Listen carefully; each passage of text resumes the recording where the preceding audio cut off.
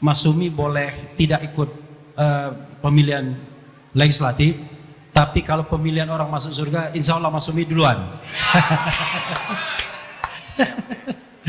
Jadi kawan-kawan sekalian ya, saya ingin menceritakan satu dilema bagi saya, kita dan Prabowo. Kenapa dilema? Karena itu tergantung kita bagaimana menyikapi pemerintahan ini. Dan ketika kita menyikapi pemerintahan ini, maka nanti akan dihadapkan pada pilihan-pilihan.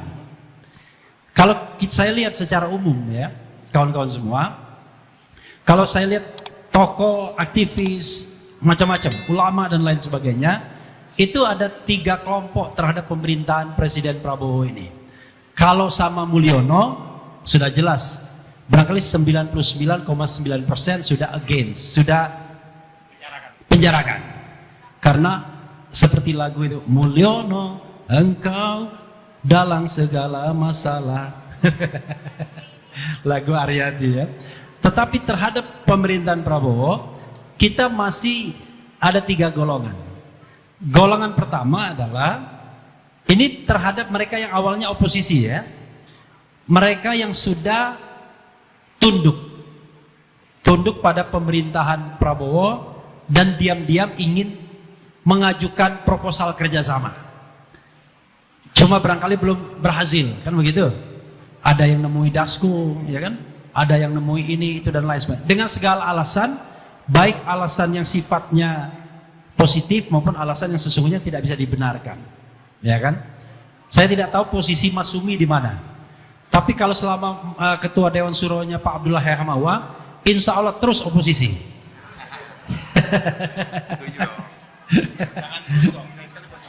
Iya kan, maksudnya ini sikap terhadap pemerintahan Prabowo kan. Itu satu, diam-diam mengajukan proposal. Yang kedua adalah orang yang in between, tidak mengajukan proposal untuk ikut berkuasa, tetapi dia kemudian ingin melihat 100 hari, setahun, menjadi pengkritik yang konstruktif dan lain sebagainya. Banyak orang yang berada di garis tengah ini. Jadi Profesor Awalin saya kira garis tengah dia, udah mulai garis tengah dia. Karena mulai diundang kantor staf presiden gitu. Tahu aja kita. Karena informasinya A1 soalnya. Tetapi KSP yang dulu, entah KSP Kodari kan, kita nggak tahu KSP Kodari ya. Nah, karena kenapa? Karena kekuasaan pun membutuhkan a second opinion, membutuhkan opini yang kedua kan. Nah ini yang saya kira banyak ya orang yang menunggu ya. Jadi orang yang in waiting terhadap pemerintahan Prabowo ini. Nah yang ketiga, orang yang sudah mengambil sikap radikal, sikap yang pokoknya apapun yang dilakukan pemerintahan Prabowo, dia akan memberikan pendekatan oposisional. Pokoknya kalau Prabowo bilang B, cari mana yang kurang dari B-nya. Nah itu oposisi yang sudah royal, bukan lagi loyal. Saya terus terang saja berada pada dilema. Mungkin dilema itu mau saya sampaikan ke bapak-bapak juga. Kalau soal ikut pemerintahan Prabowo, saya sudah bilang dengan sadar dan berkali-kali, sampai 5 tahun saya tidak akan mengikuti pemerintahan Prabowo Gibran. Jabatan apapun yang ditawarkan akan saya tolak.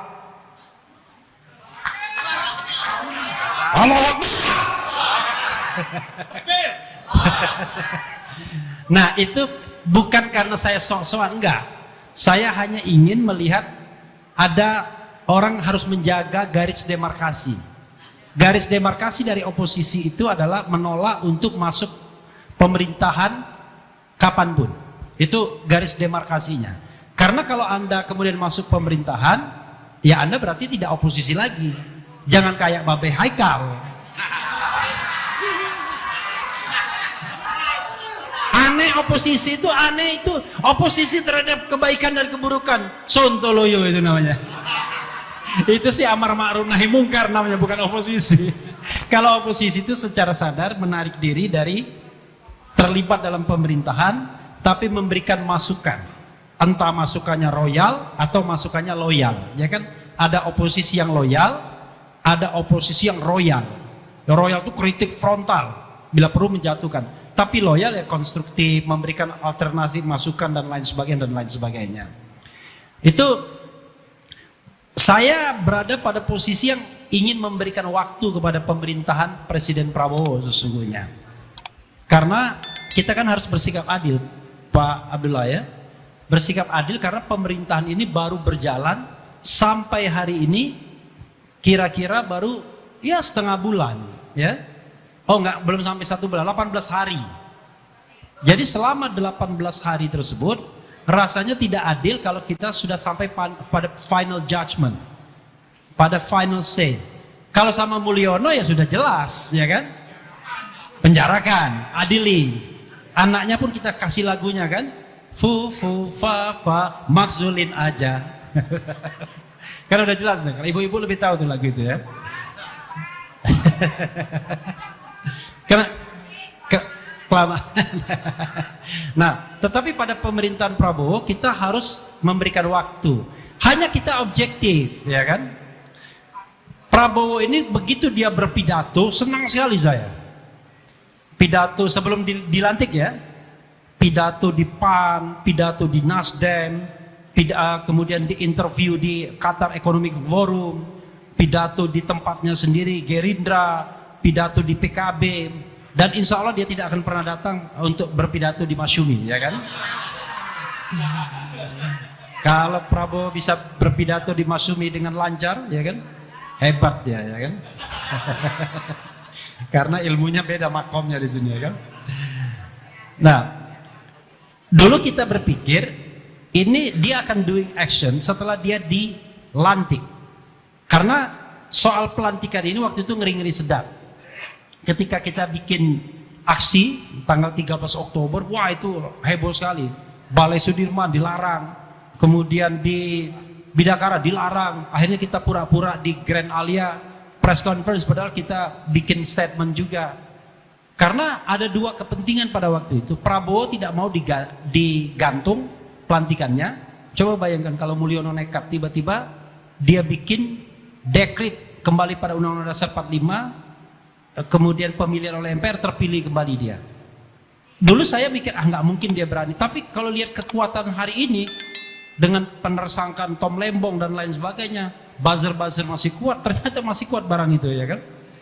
Dan hari ini dia ke Jakarta dan kata Partai Golkar akan diumumkan kader luar biasa. Jangan-jangan dia yang akan diumumkan sebagai kader Golkar. Artinya nanti kepemimpinan Golkar sudah akan di take over oleh Mulyono. Ini nanti kajian sendiri. Kenapa dia begitu kuat? Ya salah satunya ya ininya banyak ini pasti, ya kan? Gak mungkin kalau ininya sedikit. Orang kan ikut cuma dua hal saja, uang dan kuasa.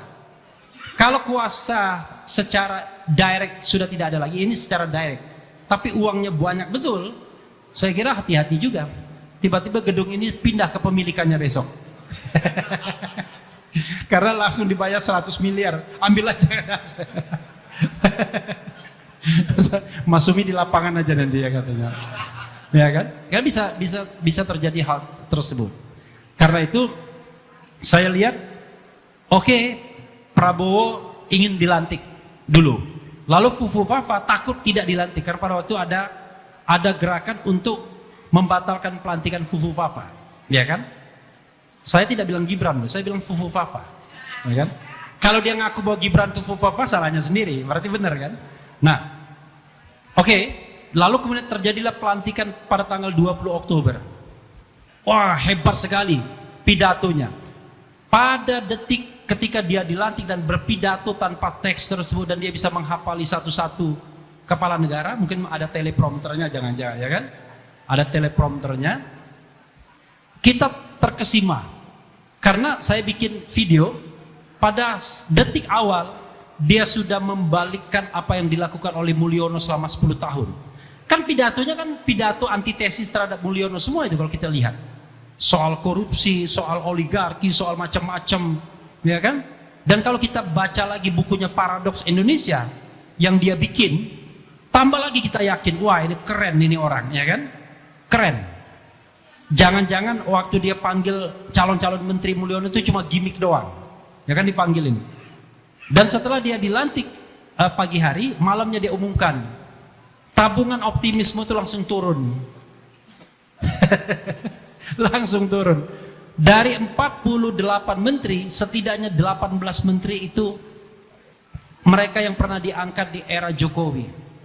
Ini bagi sebuah kementerian kabinet ya luar biasa. Bayangkan antara kabinet Jokowi 1 dan Jokowi 2 saja, kadang-kadang tuh bedanya bisa sampai berapa persen. Tapi ini bayangkan lebih dari 30% kabinet Jokowi masih dipakai oleh Prabowo. Ini mengindikasikan, waduh, ternyata seperti Adi Masardi bilang, yang perlu dilakukan Prabowo itu cuma satu saja, dan itu sulit. Bukan mempersatukan kita, tapi mempersatukan antara kata dan perbuatan. Bayangkan, dia bilang, kita berantas korupsi, kan begitu? Tapi yang dia lantik orang-orang bermasalah. Ya kan? Ada Mr. B, ada Mr. L, ada Mr. A. Saya nggak bilang Erlangga ya, saya bilang A ya kan? Gitu ya. Ada Mr. A, ada Mr. E misalnya. Sudah jadi tersangka, dilantik lagi. Bayangkan. Saya nggak bilang Erick Thohir, saya bilang E. Nah, dan itu adalah menteri inti di kabinet Jokowi dan di bidang perekonomian pula. Lebih shocking lagi ternyata diangkatnya pula Mister segala urusan, ya kan? Atasi segala urusan. 2 jabatan lagi. Saya bilang, wah ini sebenarnya yang presiden ini siapa? Nah lalu kemudian kita lihat gerakannya. Oke, dia Kejaksaan Agung lari cepat. Saya ambil perspektif hukumnya ya. Kejaksaan Agung lari cepat. Ada kasus Zaruk Rikar. Jangan disingkat ya. Zaruk Rikar, bukan za. Ibu-ibu bilangnya. jadi kasus itu menghenyakan kita, walaupun kita udah tahu, tetapi kan ini kan fakta yang ditemukan. Digerebek di rumahnya dapat 920,9 miliar, hampir 1 triliun plus 51 kilogram emas batangan antam. Resmi itu emasnya itu, ya kan? Antam gimana belinya? Nah, satu, dengan kasus ini saya agak deg-degan. Apakah ini akan merupakan perwujudan dari janji Presiden Prabowo untuk menghantam korupsi? Jadi saya sudah berkali-kali ngomong di TV. Kalau satu Markus saja 1 triliun selama 10 tahun, satu pintu Markus, dan kita tahu ini Markus ini cuma dapat fee yang 1 triliun itu. Suap yang dia salurkan itu misalnya 5 kali lipat seperti dalam kasus Robert Tanur ini, ya kan? Berarti 5 miliar ke hakim, 1 miliar ke dia sebagai fee, berarti kan 6 miliar. Kalau dia dapat 1 triliun berarti kapitalisasi uang beredar dari satu Markus ini 6 triliun. Kalau 6 triliun, pertanyaannya adalah berapa hakim yang terlibat, terutama hakim agung. Makanya saya bilang di TV, nggak mungkin kan tukang sapu yang dibagikan uang. Iya kan? Nggak mungkin orang yang tidak memutuskan. Maka saya katakan, kalau kita punya sense of crisis terhadap penegakan hukum, lakukan shutdown terhadap Mahkamah Agung. Keluarkan perpu, peraturan pemerintah pengganti undang-undang dalam hal ihwal kegentingan yang memaksa, Presiden bisa mengeluarkan perpu. Shutdown, bekukan semua hakim agung, seleksi ulang, yang bagus terus, yang buruk berhenti. Allahu Akbar. Tapi tidak terjadi. belum ya. Karena pembantu-pembantunya Yusril Iza Mahendra, Otto Hasibuan, kemudian Supratman Andi Aktas, Edi Hiarich, kemudian Natalius Pigai, Mugianto, jangan-jangan itu punggawa-punggawa di bidang hukum ya, 6 orang itu, jangan-jangan nggak menganggap hal itu luar biasa. Jangan-jangan part of problem juga, bagian dari masalah. Makanya saya bilang, seumur hidup saya jadi lawyer, nggak pernah saya nyuap. Kenapa? Karena beracaranya cuma di Mahkamah Konstitusi. Tapi nggak tahu kalau Bang Yani ya. Tapi saya nggak mau tanya Bang Yani. Karena coba bayangkan, kalau kita shutdown itu, maka pemberantasan korupsi luar biasa. Tapi tidak. Zarub Rikarnya ditangkap, nanti diproses, paling kena berapa tahun, sampai di MA dia juga yang menyidangkan, selesai dengan uang. Iya, kalau uang 1 triliunnya itu kembali ke negara, jangan-jangan ditilep juga, ya kan? Sama seperti uang Sambo. Jadi saya diceritakan sama Aiman ya, diceritakan juga sama yang Inang itu, Sambo itu punya uang 100 triliun bukan 1 triliun, 100 triliun minus 1 rupiah. One day keluar surat dari satu bank ke Sungai Bahar tempat Brigadir Joshua, pemberitahuan kalau uang 100 triliun minus 1 itu dibekukan atas nama Brigadir J itu. Bayangkan, dibekukan, sudah nggak ada ceritanya. Begitu di pengadilan berusaha diungkap, bukan uang 100 triliun, tapi uang yang mampir di rekening-rekening ajudan Sambo ini, yang ratusan juta, yang banyak itu pun nggak digubris oleh hakim, dianggap tidak relevan. Maka kemudian kasus pencucian uangnya itu nggak pernah diungkap. Yang diungkap cuma kasus pembunuhannya. Coba bayangkan, gila kan perputaran korupsi di negeri ini, di wilayah kepolisian, kejaksaan, kemudian di wilayah kehakiman. Dan sekarang teman-teman Pak Gatot Nurmantio juniornya mau ikut-ikutan juga kayaknya ya. Mulai mau ikut-ikutan. Kenapa? Ini bukan korupsi uang, tapi korupsi undang-undang. Hanya saya satu-satunya orang yang mengatakan, baru beberapa menit, baru tidak sampai 1 hari, Prabowo Subianto itu sudah melanggar undang-undang. Sedih saya, karena saya ingat Pak Gatot, teman saya, Sabta Marga, ya kan, menjalankan undang-undang seluruh-seluruhnya. Kan presiden kan begitu, menjalankan undang-undang dasar, undang-undang dan peraturan seluruh-seluruhnya. Tapi yang terjadi enggak. Dia angkat Mayor Teddy sebagai Seskap. Saya enggak cemburu, biarin aja. Tapi Mbak ya berhenti. Karena undang-undang TNI hanya menyediakan 8 jabatan saja bagi TNI aktif. 1 di kantor Polhukam, Politik, Hukum dan Keamanan atau Polkam sekarang. Yang kedua di kantor Kementerian Pertahanan. Yang ketiga di Sekretaris Presiden, Sekretaris Militer Presiden, Sekmil. Yang keempat di Lembaga Ketahanan Nasional. Yang kelima di Dewan Pertahanan Nasional. Yang keenam di SAR. Yang ketujuh di Badan Narkotika Nasional BNN. Yang kedelapan hakim militer di Mahkamah Agung. Dan itu eksplisit mengatakan hanya 8 itu saja. Kalau mau misalnya mengangkat Mayor Teddy sebagai Seskap, entah dibilang eselon 1, eselon 2, dan sekarang Kaset Pres, Kepala Staf Presiden juga, kalau tidak salah aktif juga baru diangkat. Saya dapat beritanya. Silahkan, nggak apa-apa.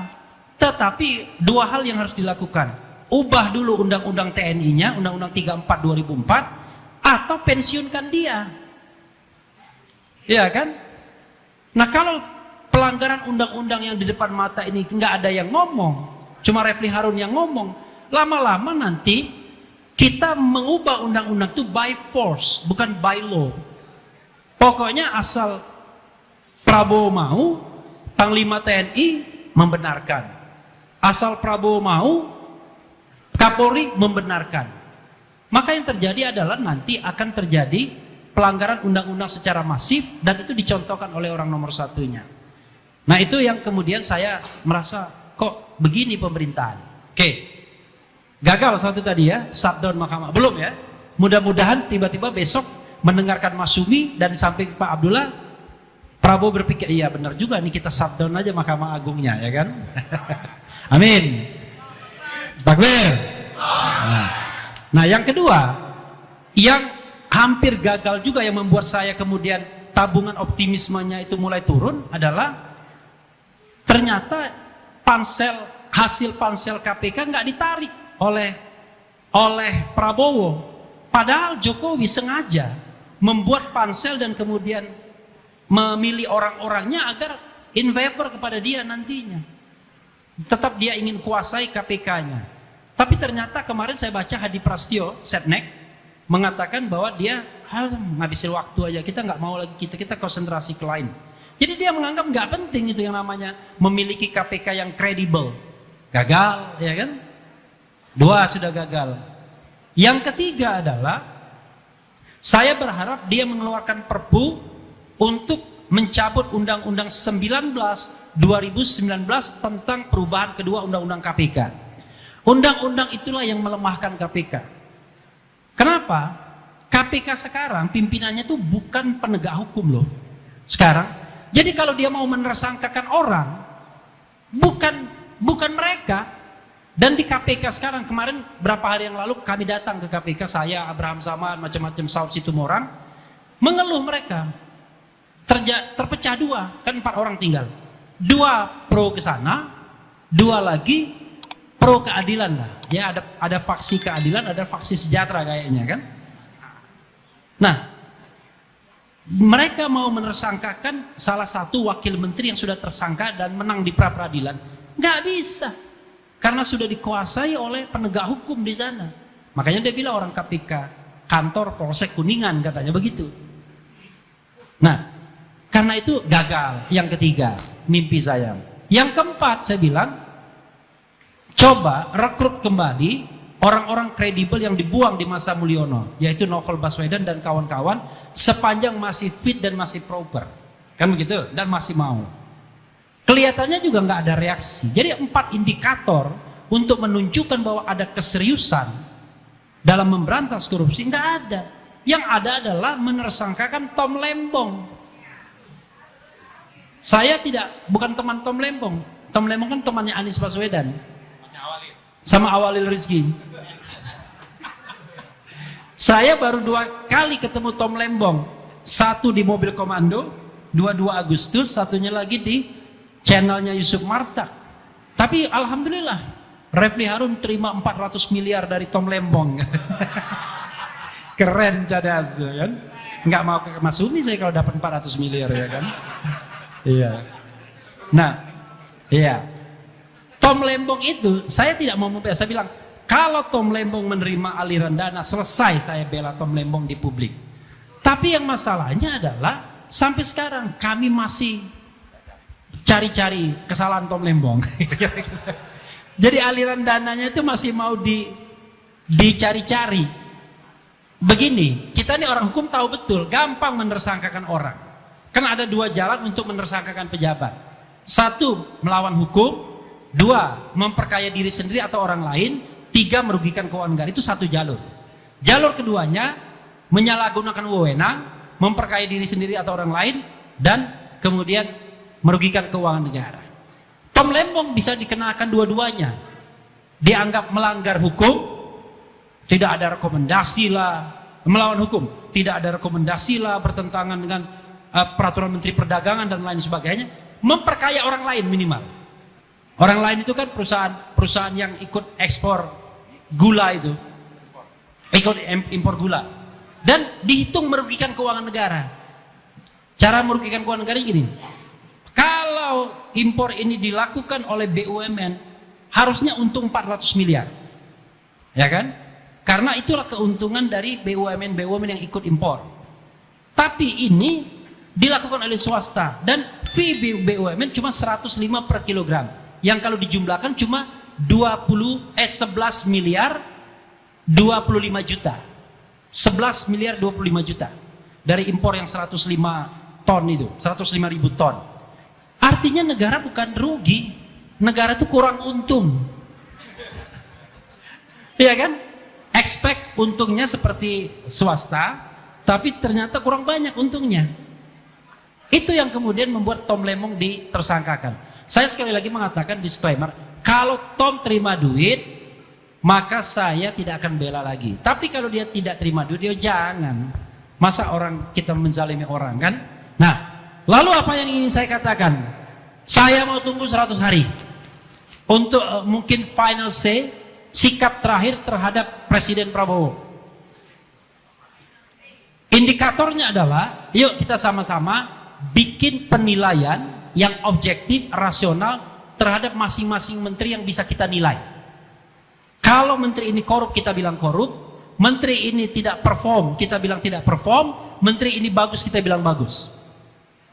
Karena saya heran, orang berlomba-lomba jadi menteri. Enak jadi YouTuber. Gajinya katanya cuma 18 juta. Kan kecil sekali kan? Yo, gajinya sama tunjangannya 18 juta, tapi yang lainnya nggak tahu kita. Tapi itu yang dirilis kan oleh. Jadi saya heran kok orang berlomba-lomba jadi menteri, itu baru menteri, wakil menterinya lebih kecil lagi. Ya kan? Tetapi let's say anggap saja dia dapat macam-macam lah, honor sana honor sini, nggak nyampe juga 100 juta per bulan, ya kan?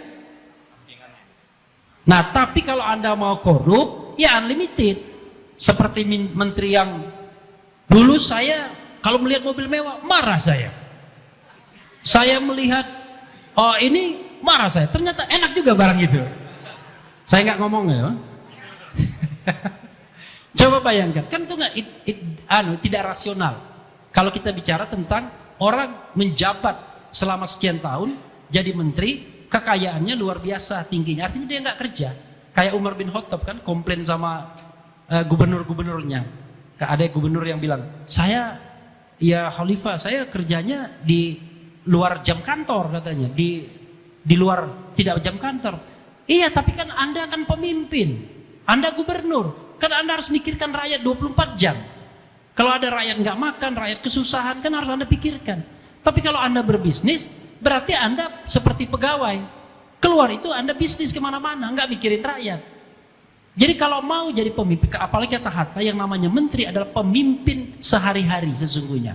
Jadi menteri itu bukan pegawai teknis administratif. Nggak perlu saya profesor X dan lain sebagainya. Saya ini dan lain sebagainya. Nggak penting gelar akademik yang hebat-hebat.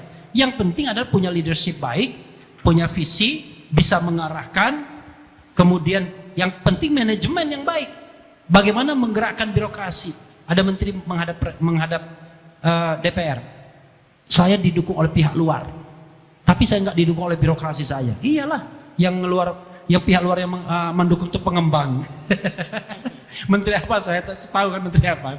Saya kira karena itu 100 hari kita evaluasi menteri, kita rekomendasikan pada Prabowo, kita minta ganti orang baik. Syukur-syukur Pak Gatot bisa masuk nanti, Bang Yani bisa masuk, kemudian Bang Awalil Rizki bisa masuk, dan yang di luar cuma saya sama Pak Abdullah Hamahwa saja. Biarlah kami yang oposisi, karena jadi oposisi itu berat. Biarlah kami. Wassalamualaikum warahmatullahi wabarakatuh.